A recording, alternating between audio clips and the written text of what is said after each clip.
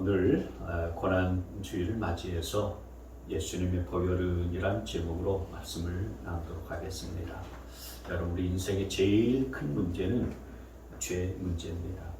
이 죄 문제를 어떻게 해결할 수 있을까요? 사람의 죄는 어떻게 하면 없어집니까? 사람이 고행을 하고 수도를 한다고 해서 죄가 없어지는 것이 아닙니다. 선행을 하면 죄가 없어질까요? 우리의 죄는 어마어마하기 때문에 꼴랑 몇 번의 선행을 했다고 해서 우리 죄가 없어지고 사라지는 것은 아닙니다. 이 죄 문제를 어떻게 해야겠습니까? 여러분, 죄는 예수님이 십자가에 죽어주신 그 피로서, 보혈로서 우리의 죄가 없어진다는 사실을 기억하시기를 바랍니다. 아멘. 성경을 보면 우리 예수님께서 온 인류의 죄를 위해서 어린 양으로서 십자가에 죽으실 것을 곳곳에서 말씀하고 계십니다.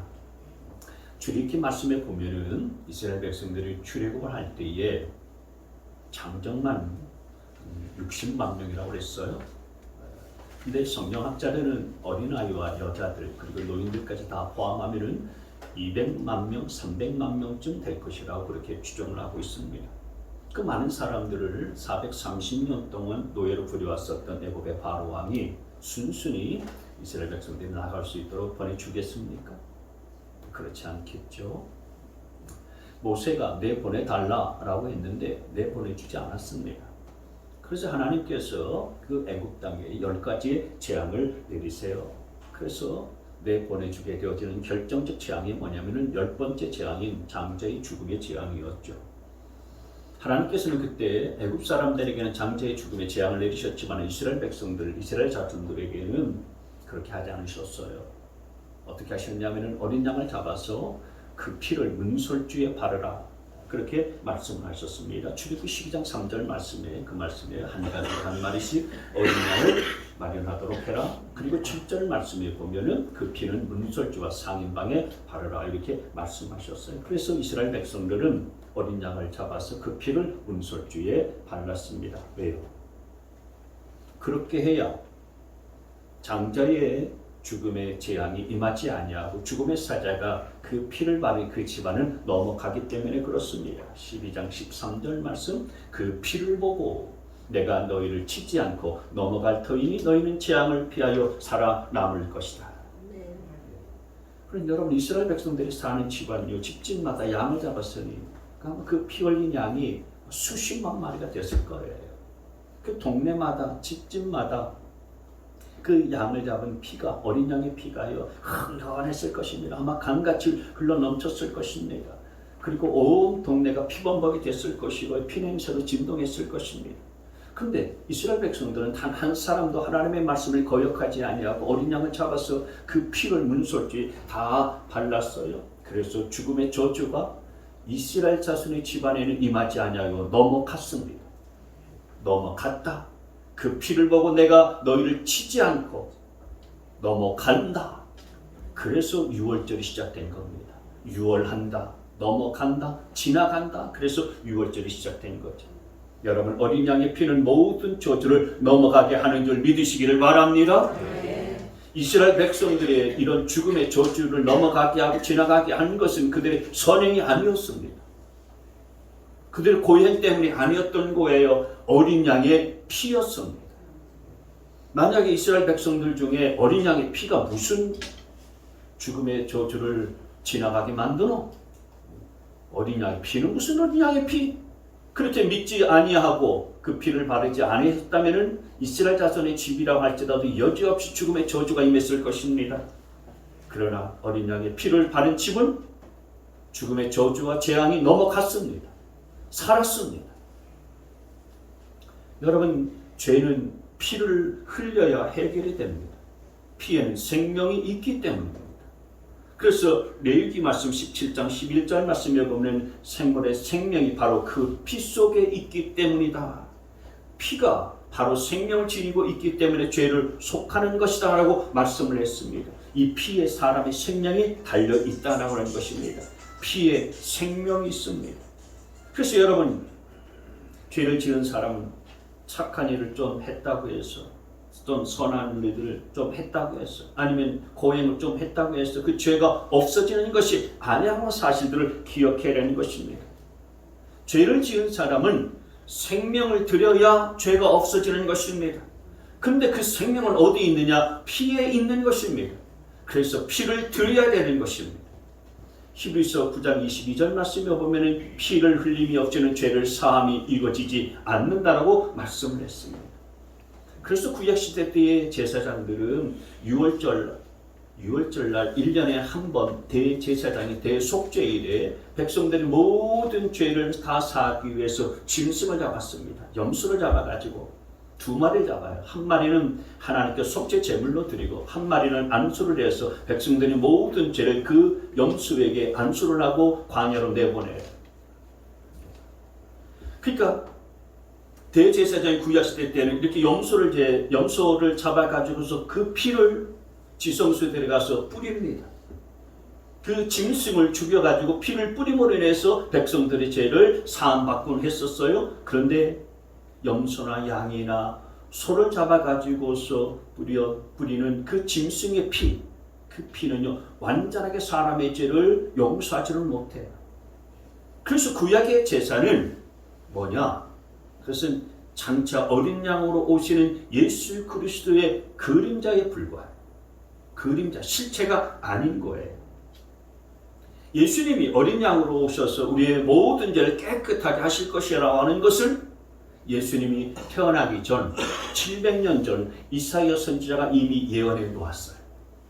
그래서 오늘 본문을 우리가 읽은 이 이사야서 53장의 말씀은 예수님이 메시아로서 어린 양으로 오실 것이라고 하는 이사야 선지자의 예언의 말씀인데 5절 6절 말씀을 다시 한번 보겠습니다. 5절 그러나 그가라고 하는 것은 예수님을 말하는 거죠. 어린 양으로 오신 예수님을 가리켜서 하시는 말씀이에요. 그가 찔린 것은 우리의 허물 때문이고 그가 상처를 받는 것은 우리의 악감 때문이다. 그가 징계를 받음으로써 우리가 평안을 누리고 그가 매를 맞음으로써 우리의 병이 나았다. 6절 말씀 우리는 모두 양처럼 길을 잃고 각기 제 갈 길로 흩어졌으나 주님께서 우리 모두의 죄악을 그에게 지우셨다. 하나님은 우리 모두의 죄악을 그에게 예수님에게 지우셨다. 짊어지게 하셨다라고 하는 거예요. 군대 갔다 오신 분들은 알 겁니다. 우리 병관 형제도 알 거예요. 행군할 때에 완전 군장을 하죠. 완전 군장은요 백에다가 모포도 넣고요, 또 여러 가지 침낭도 넣고, 그리고 또 거기다가 이것저것 다 세면도구도 다 넣고요. 총도 들고 철모도 쓰고 그러면 무게가요 병관에 이제 한 20-30kg 되죠? 네? 그러면 20-30kg 되는 그걸 메고서요 수십 킬로를 행군합니다. 야간에 행군할 때도 있고요. 막 그렇습니다. 근데 덩치 큰 이제 갓 입대한 그 친구는 말이죠. 그냥 그 군장을 하면서 조금 얼마 못 가가지고요 비실비실하게 팍팍 주저앉습니다. 흔들흔들 거립니다. 덩치가 커도 말이죠. 그렇습니다.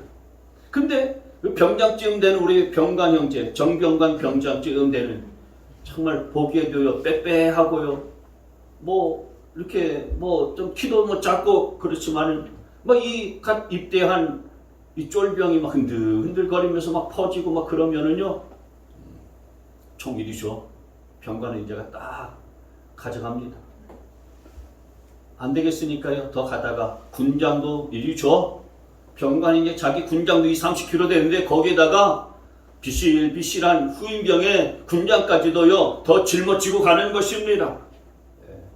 그래도요 참 끝도 없어요. 병관 형제가 왜요? 체력으로 잘 단련되어 있을 거예요. 그동안 병장이 되기까지 군장으로 막 행군했었던 경험이 있었기 때문에 끄떡 없는 겁니다. 비실비실한 친구의 짐을 내가 짊어지는 거예요. 우리 모든 죄악을 예수님께서 다 짊어지셨다라고 하는 말씀인 것입니다. 이사야 선지자의 이 예언대로요 700년이 지나고서 예수님이 아기 예수님으로서 유대 땅 베들레헴에 태어났습니다. 예수님이 왜 이 땅 가운데 오셨습니까? 우리의 죄를 지시기 위해서, 우리의 죄악을 짊어지시기 위해서 오신 줄 믿습니다. 하나님께서는 요셉에게, 육신의 아버지 요셉에게 천사를 보내어서 아기 예수님이 어떤 자인 것을 말씀하셨습니다. 마태복음 1장 21절, 그 이름을 예수라고 하여라. 이는 그가 자기 백성을 그들의 죄에서 구원하실 것이다. 예수님의 이름의 뜻은 그래서 백성들을 죄에서 구원하는 자라고 하는 그런 뜻을 담고 있습니다. 예수님께서 이제 나이 30이 되어서 요단강에서 요한에게 침례를 받으셨어요. 그래서 공생애를 그때부터 시작하셨습니다. 근데 이 요한이 예수님을 보자마자 뭐라고 얘기하냐면 세상 짐을 지고 하는 어린 양이로다 라고 말씀을 했어요. 요한복음 1장 12절, 보시오 세상 죄를 지고 하는 하나님의 어린 양입니다. 그리고 우리 예수님께서 공생의 사역들을 갈릴리에서 유대 땅에서 하시다가 공생의 사역을 다 마치기 직전 제자들과 함께 예루살렘으로 올라가셨어요. 예루살렘으로 올라가셔서 이제 이틀 후면은 6월절이 시작됩니다. 주님께서는 6월절에 당신의 십자가에 못 박히실 것을 다 아셨어요. 다 아셨는데도 불구하고 예수님께서 이렇게 말씀하십니다. 마태복음 26장 2절 말씀에 너희가 아는 대로 이틀이 지나면 6월절인데 인자가 넘겨져서 십자가에 달릴 것이다. 예수님은 당신이 십자가에 달려 돌아가실 것을 다 아시고서 제자들에게 이같이 말씀을 하셨어요. 그리고 이제 제자들과 함께 마지막 식사 최후의 만찬을 하시는데 그 최후의 만찬의 속상에서 오늘 우리가 이제 하게 되어질 성찬식처럼 빵과 포도주를 제자들에게 나눠주시면서 놀라운 말씀을 하셨습니다. 마태복음 26장 28절 말씀에 이것은 포도주를 나눠주시면서 죄를 사하려 주려고 많은 사람을 위하여 흘리는 나의 피, 곧 언약의 피다. 예수님의 피가 모든 사람의 죄를 다 사하여 준다라고 하는 것은 제자들이 만들어낸 사상이나 이론이나 학문이 아니에요. 예수님이 죽기 직전에 주님께서 직접 하신 말씀인 것입니다. 이 피는 모든 사람의 죄를 사하기 위해서 흘리는 내 피다. 제자들이 한 말이 아닙니다. 주님이 직접 하신 말씀이에요. 이건 언약의 피다. 새 언약이에요. 여러분 구약은 뭡니까? 구약은 하나님이 아브라함과 모세를 통해서 이스라엘 백성들과 언약을 맺은 것이 구약. 신약은 십자가를 통해서 맺은 언약입니다. 우리 예수님이 십자가를 통해서 맺은 언약이 신약입니다. 구약의 모든 것은 앞으로 오실 예수님에 대한 그림자. 조금 전에 그림자라는 말씀드렸죠. 그림자. 진짜 실체는 예수님이십니다. 그래서 히브리서 10장 1절 말씀에 보면 율법은 장차 올 좋은 것들의 그림자일 뿐이요 실체가 아니므로 해마다 반복해서 드리는 똑같은 희생제사로서는 하나님께로 나오는 사람들을 완전하게 할 수가 없습니다. 다시 말씀드려서 구약의 제사장들이 짐승의 피를 가지고서 피 뿌리는 그 제사는 사람의 죄를 완전하게 해결할 수가 없다라고 말씀하고 있는 거예요. 그러나 예수님께서 십자가에서 어린 양으로 죽으시는 이 피를 흘리는 보혈은 완전한 제사가 된다. 그래서 모든 죄를 깨끗하게 해준다라고 말씀하고 있는 것입니다. 히브리서 10장 11절 모든 제사장은 날마다 제단에 서서 직무를 수행하면서 똑같은 제사를 거듭 드리지만 그러한 제사가 죄를 없앨 수는 없습니다. 12절 그러나 그리스도께서는 죄를 사하시려고 단 한 번의 영원히 유효한 제사를 드리신 뒤에 하나님 오른쪽에 앉으셨습니다. 구약의 제사장은 짐승의 피로 날마다 똑같은 제사를 드리지만은 그러나 그 제사로서는 죄를 완전히 없앨 수가 없다 이거예요. 죄를 지을 때마다 제사를 드리고 반복해야 했었습니다. 그러니 완전한 제사가 아닌 거예요. 그러나 우리 예수님께서 십자가에서 단 한 번 드리신 십자가상에서의 자신을 드린 그 제사는 영원한 제사. 한 번 드렸지만 그는 영원히 유효한 제사. 우리의 죄를 완전히 사하는 그런 제사라고 말씀하고 있는 거예요. 그래서 여러분, 예수님의 피는 우리의 모든 죄를 사하시는 보배로운 피, 그래서 보혈이라고 하는 것입니다. 베드로전서 1장 18절 19절을 보면 여러분은 조상으로부터 물려받은 여러분의 헛된 생활에서 해방되었습니다. 여러분도 아시겠지만 그것은 은이나 금과 같은 썩어질 것으로 된 것이 아니라 뭐로 됐느냐? 흠도 없고 티가 없는 어린 양의 피와 같은 그리스도의 귀한 피로 되었습니다. 아멘이십니까? 아멘.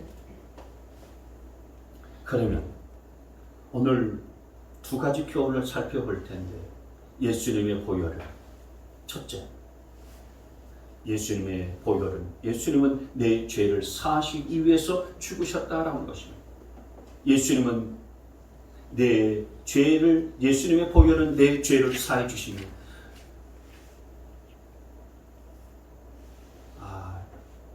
이 그 대지가요, 제가 바꾸기 이전에 그 제목이에요. 다시 한번 따라서 하겠습니다. 예수님의 보혈은 내 모든 죄를 사해 주신다. 여러분, 예수님의 보혈은 나의 모든 죄를 깨끗하게 사해 주신다는 사실들을 믿으시기를 바랍니다. 죄는 크게 두 가지가 있습니다. 첫째, 한 가지 죄는 뭐냐면, 넘기세요. 하나님을 떠나서 내 마음대로 사는 것이 죄입니다. 시작. 하나님을 떠나 내 마음대로 사는 것이 죄다. 죄는 하나님과 상관없이 내 인생을 내 마음대로 사는 것이 죄입니다. 창세기에서 죄는 하나님의 말씀을 거역하고 자기 마음대로 하나님께서 따먹지 말아가는 것을 따먹고 버림으로 인해서 그게 바로 죄가 되지 않았습니까? 사단의 유혹을 받아가지고 자기 마음대로 했었던 거예요. 그게 죄인 것입니다. 로마서 말씀에 보면은 하나님을 인정하기를 싫어하는 것이 죄라고 말씀하고 있습니다. 사람들이 하나님을 인정하기를 싫어하므로 하나님께서는 사람들 타락한 마음 자리에 내버려 두셔서 해서는 안 될 일을 하도록 놓아 두셨습니다. 그러면서 29절 이하의 말씀에 보면 죄의 목록이 쭉 나와 있습니다. 불의, 악행, 탐욕, 악의, 시기, 살인, 분쟁, 사기, 적이, 수근거림, 중상, 하나님을 미워하는 것, 불손하는 것, 오만한 것, 자랑하고 악을 꾸미고 부모를 거역하는 것. 하나님을 인정하기를 싫어하는 사람들이 짓는 죄악의 목록에 이게 죄입니다. 여러분, 그렇습니다. 이게 죄의 시작이라는 거예요. 여러분, 우리 인생은 내가 시작한 것이 아닙니다. 여러분 중에 내가 몇 년, 몇 월, 며칠에 내가 태어나서 내 인생을 내가 시작하겠다, 이렇게 하고서 인생을 살아온 분 계십니까? 안 계시죠? 그런 건 없습니다. 내가 내 인생을 시작한 거 아닙니다. 또 내가 몇 년, 몇 월, 며칠, 몇 시에 나는 죽을 거다, 죽겠다, 뭐 자살한 경우도 있습니다만 그런 사람 없지 않습니까? 그런데 여러분, 내 인생은 내가 시작하는 것도 아니고 내가 마치는 것도 아닌 것입니다. 그런데 내 인생은 내 것이 아니고요. 누구의 것이냐면 나를 만드신 하나님의 것입니다. 믿으시기를 바랍니다. 하나님은 창조주시고 우리는 그분이 만드신 피조물에 불과한 존재인 것입니다. 근데 그걸 인정하지 않냐고 하나님을 떠나서 자기를 섬기고 자기만을 위하고 그리고 자기를 섬기고 또 돈을 섬기고 쾌락을 섬기는 것, 그것이 바로 죄라고 하는 것입니다. 여러분, 우리는 인간은 창조주가 아닙니다. 우리는 그분이 만드신 피조물에 불과한 거예요. 우리가 호흡하고 우리가 숨쉬고 우리가 산소와 공기를 마시고 있지 않습니까? 다 하나님이 그분이 주신 것입니다. 우리가 발을 땅에 디딛고 살지 않습니까? 이 모든 땅도 다 하나님께서 만들어 주신 것입니다. 그런데 내가 마치 하나님인 것처럼, 내가 내 인생의 주인인 것처럼 착각하며 살아가는 것, 그것이 바로 죄라고 하는 거예요. 두 번째 죄는 뭐냐면은 예수님을 믿지 않는 것이 죄입니다. 같이 한번 읽습니다. 시작. 예수를 믿지 않는 것이 죄다. 요한복음 16장 9절에 말씀하셨잖아요. 다시 시작. 죄의 계하함을 그들이 나를 믿지 않느니라. 예수님이 말씀하신 부분이에요. 죄가 뭐냐? 나를 믿지 않는 것이 죄다. 예수를 믿지 않는 것이 죄예요. 죄라고 생각하니까 우리는 살인죄나 사기죄나 강도죄나 이런 죄만 죄라고 생각하는데 그게 아니고요. 믿지 않는 것이 죄라고 주님은 분명히 말씀하셨습니다. 그러면 여러분, 죄를 지은 사람은 어떻게 됩니까? 로마서 말씀에 보면 죄의 싹은 사망이라고 말씀했어요. 죄의 싹은 죽음이라고 말씀했습니다. 그러니까 죄를 지은 사람은 한 사람도 예외 없이 다 죽습니다. 죽음을 피해갈 수 있는 사람은 아무도 없습니다. 여러분, 불신자와 신자의 차이가 뭡니까? 불신자는 예수님의 보혈을 믿지 않는 것이고요. 신자는 예수님의 보혈은 내 모든 죄를 다 사하고 깨끗하게 한다는 사실들을 믿고서 죄 문제를 해결받은 자가 바로 신자인 것입니다. 우리 인생에서 가장 시급하고 중요한 문제는 바로 그 죄의 문제를 해결받는 거예요. 예수님은 우리의 모든 죄를 다 짊어지시고서 십자가에 달리셨습니다.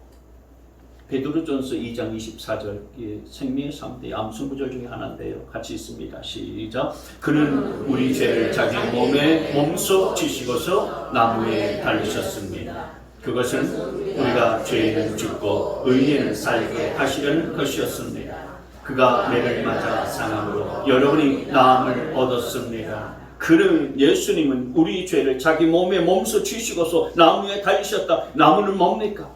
십자가잖아요. 십자가에 달려 돌아가셨다라고 하는 것입니다. 여러분, 죄가 많은 우리가 어떻게 감히 하나님의 보호자 앞에 나아갈 수가 있겠습니까? 죄로 가득한 우리에게 어떻게 거룩하신 하나님께 가까이 나아갈 수가 있나요? 우리는 예수님의 십자가에 흘리신 보혈 때문에 하나님께로 가까이 나아갈 수 있는 걸 믿으시기를 바랍니다. 아멘. 아까 우리 찬양팀에서 불렀었던 찬양 가운데에 보혈을 지나 하나님 품으로, 보혈을 지나 아버지 품으로, 보혈을 지나 하나님 품으로 한 걸음 한 걸음 나아가네. 보혈을 의지하여서 우리가 한 걸음 한 걸음 하나님 앞에 나아가는 줄 믿으시기를 바랍니다. 아멘. 여러분, 우리 자신을 생각해 보면 그냥 쇳덩어리지 않습니까? 이 쇳덩어리는 우리 인간이 어떻게 거룩하신 하나님께 그 은혜 앞에 나아갈 수가 있는가? 다른 거 없습니다. 우리를 십자가 위에서, 우리의 죄를 위해서 십자가에 흘리신 그 보혈을 의지하고 그 보혈의 강을 지나서 하나님의 은혜의 보좌 앞으로 나아갈 수 있다는 사실들을 믿으시기를 바랍니다. 그 예수님의 피, 예수님의 보혈이 우리의 모든 죄를 깨끗하게 하고요 사해 주시는 것입니다. 예수님의 보혈을 통과하여서 하나님 앞에 가시는 저와 여러분 되시기를 바랍니다. 여러분, 혹시 그런 생각해 보셨습니까? 어떻게 예수님의 피가 지구 온 인류의 70억의 인구의 죄를 사할 수가 있나? 한번 생각해 보신 적이 있으십니까?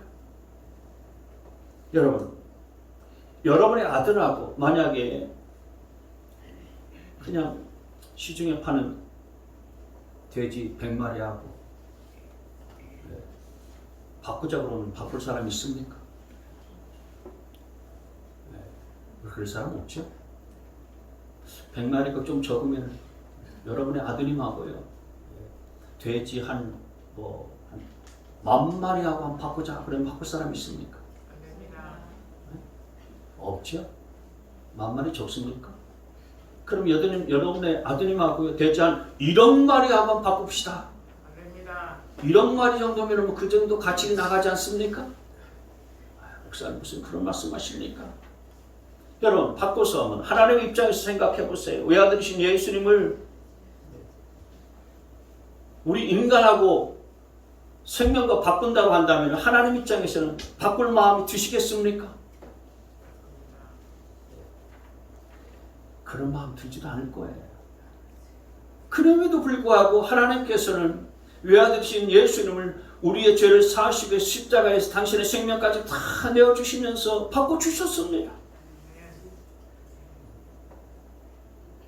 그래서 여러분, 예수님께서 흘리신 피는 사실 전 인류 70억의 모든 죄악들 다 사하고도 남는 그런 피라고 하는 사실들을 기억하시기를 바랍니다. 예수님의 보혈은 모든 인구 지구 전체의 모든 죄악들 다 덮고도 남는 그런 핀 거예요.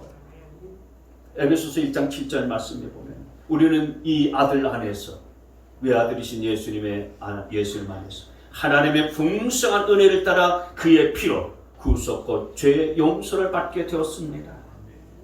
요한일서 1장 7절 말씀에 그러나 하나님께서 빛 가운데 계시는 것 같이 우리가 빛 가운데 살아가면 우리는 서로 사귐을 가지게 되고 하나님의 아들 예수의 피가 우리를 모든 죄에서 깨끗하게 해 주십니다. 할렐루야. 예수님의 피, 예수님의 보혈이 저와 여러분의 모든 죄악들을 깨끗하게 사해 주심을 믿으시기를 바랍니다. 오늘 예배 자리 가운데 참석하신 여러분 가운데 혹시 예수님의 피, 예수님의 보혈이 내 죄를 깨끗하게 사해 주신다는 사실을 여전히 믿지 못하는 분들이 있다면 오늘 이 예수님의 보혈이 여러분의 피를 깨끗하게 사해 준다는 사실들을 믿는 은혜가 있게 되어지기를 축원합니다.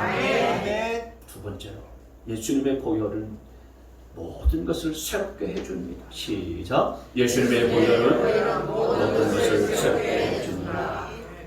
여러분 첫 번째 유월절, 그러니까 출애굽을 할 때에 양의 피를 문설주 대문에 발라가지고 출애굽했었던 것이 첫 번째 유월절의 시작이었죠. 이 첫 번째 유월절에 이스라엘 백성들이 하나님의 말씀을 따라서 대문에다가 어린 양의 피를 바르고 그래서 모든 죽음의 저주를 다 지나가서 그들이 살았어요. 그리고 출애굽이 비로소 시작이 되었습니다. 애굽에서의 430년간의 노예 생활을 해결해주고 그리고 정리해준 것, 그게 뭐였냐? 바로 그들이 잡은 어린 양의 피였어요. 피. 그때 하나님께서 모세에게 그 출애굽하는 달을 한 해의 첫째 달로 삼아서 새롭게 시작하라 이렇게 말씀을 하셨는데 출애굽기 12장 1절 2절 말씀해 보시면은 주님께서 이집트 땅에서 모세와 아론에게 말씀하셨다. 너희는 이 달을 한 해의 첫째 달로 삼아서 한 해를 시작하는 달로 하여라. 한 해를 시작하는 달로 해라. 첫째 달로 삼아라.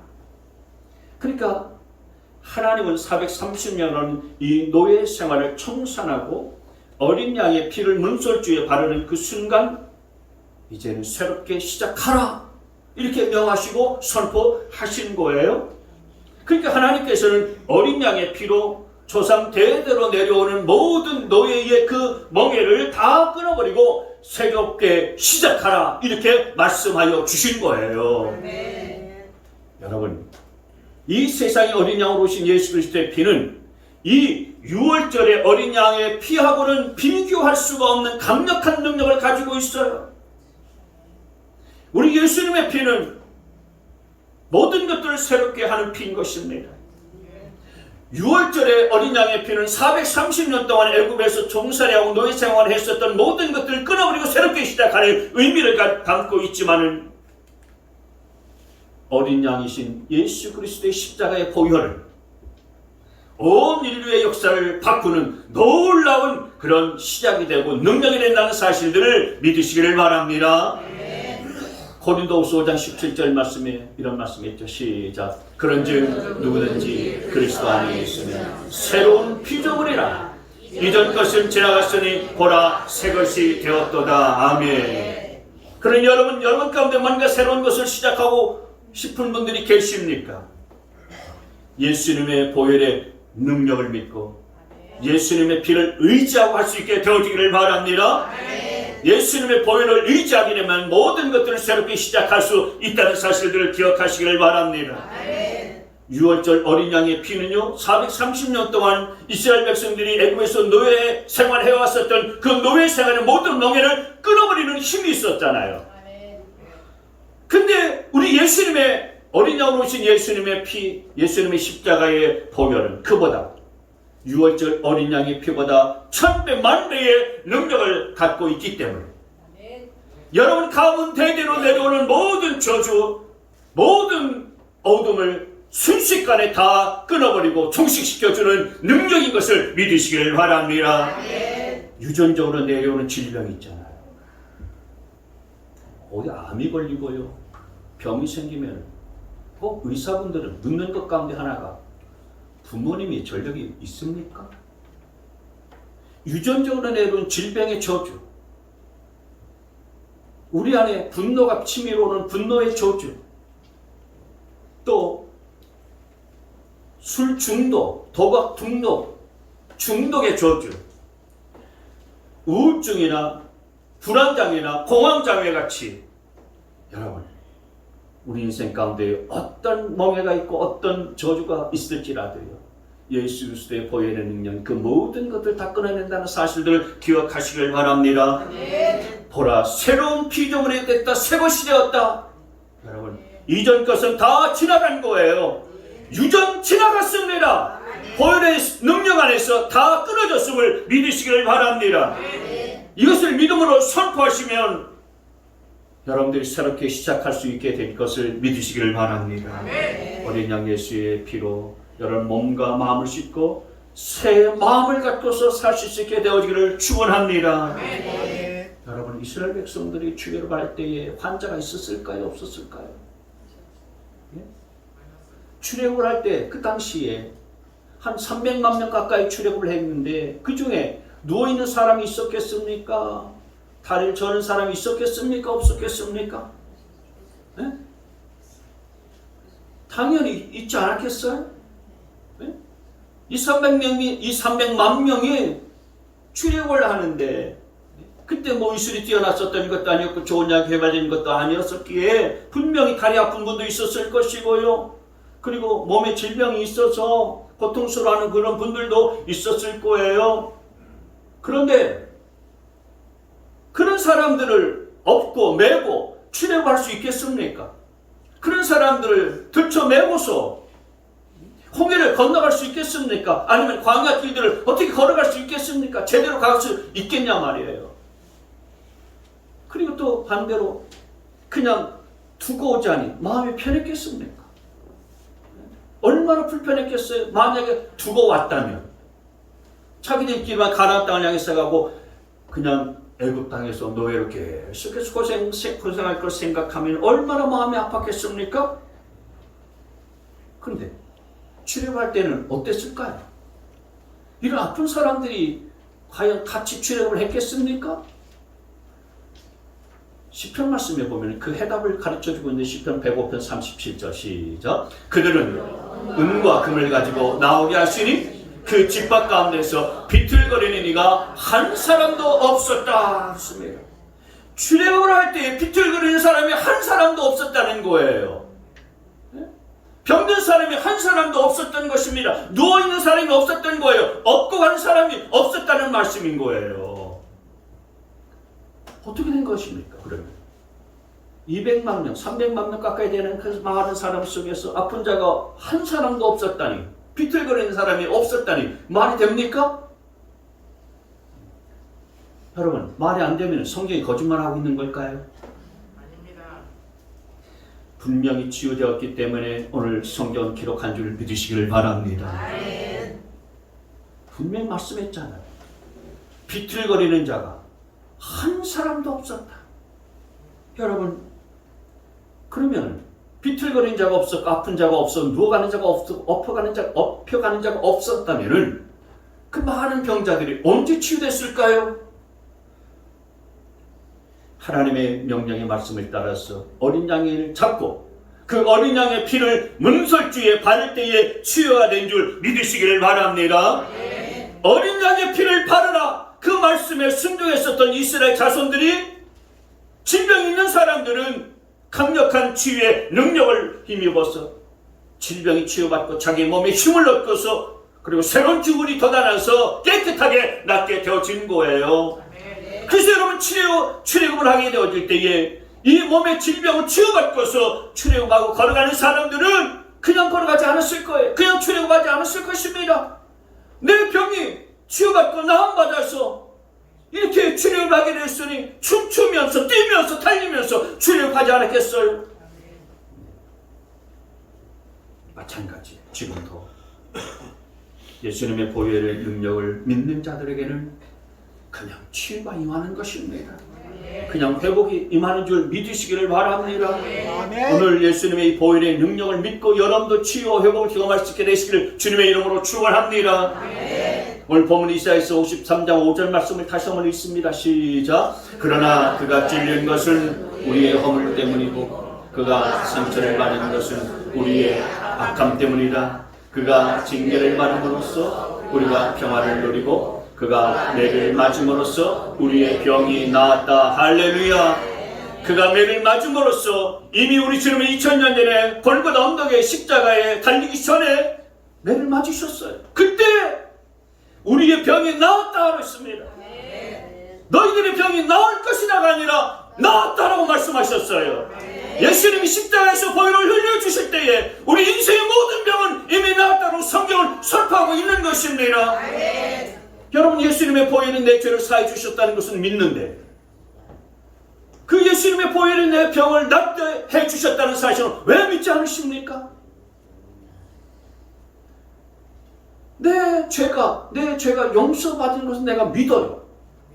근데 성경은 분명히 주님이 매를 맞고 보혈을 흘림으로써 우리의 병이 나았다고 선포해 주셨고 성경은 분명하게 말씀해 주고 있는데 내 병이 나았다는 사실들은 잘 믿지 않고 받아들이지 않아요. 여러분, 예수님의 보혈로 여러분의 모든 병을 치유하여 주신다는 사실들을 믿으시기를 바랍니다. 주님의 보혈은 우리 인생의 모든 병을 낫게 하십니다. 예수님의 보혈은 모든 저주를 다 떠나가게 하십니다. 예수님의 보혈은 모든 중독을 끊어버리십니다. 예수님의 보혈은 나만이 알고 있는 죄책감과 죄의식과 그리고 모든 죄악들을 해결해 주십니다. 여러분 가운데 죄책감에 빠진 분 계십니까? 우울증에 사로잡힌 분 계십니까? 죽고 싶은 분 계십니까? 다른 사람도 모르게 나만 알고 있는 죄의식과 죄책감에 사로잡혀서 우울과 분노심과 그리고 죄의식 가운데 사로잡혀 살고 있습니까? 여러분, 죄책감과 분노와 우울감은 다 사단의 속임수입니다. 여러분, 사단에게 속아 넘어가지 말고 예수님의 보혈의 능력을 사용할 수 있게 되어지기를 바랍니다. 여러분 안에 있는 우울감과 분노와 그리고 죄책감, 이 모든 것들이 예수의 보혈로 명하게 되어질 때 다 떠나가게 될 것을 믿으시기를 바랍니다. 예수님의 보혈을 찬양하시기를 바랍니다. 여러분, 예수님의 보혈에 흠뻑 잠기실 수 있게 되어지기를 바랍니다. 여러분의 몸을 예수님의 보혈로 적시기를 바랍니다. 여러분의 가정과 여러분의 자녀들이 예수님의 보혈 가운데에 사로잡힐 수 있게 되어지기를 바랍니다. 지금 여러분의 마음을 짓누르고 있고 억누르고 있는 모든 것들이 있다면 예수님의 보혈로 떠나갈 수 있게 되어지기를 축원합니다. 예수님의 보혈로 여러분의 모든 죄가 깨끗하게 사함받고 우리의 모든 것이 새롭게 되어진다는 사실들을 기억하고서 여러분, 예수님의 보혈 때문에 여러분이 기뻐하는 인생, 승리하는 인생으로 살아갈 수 있게 되시기를 주님의 이름으로 축원합니다. 아멘.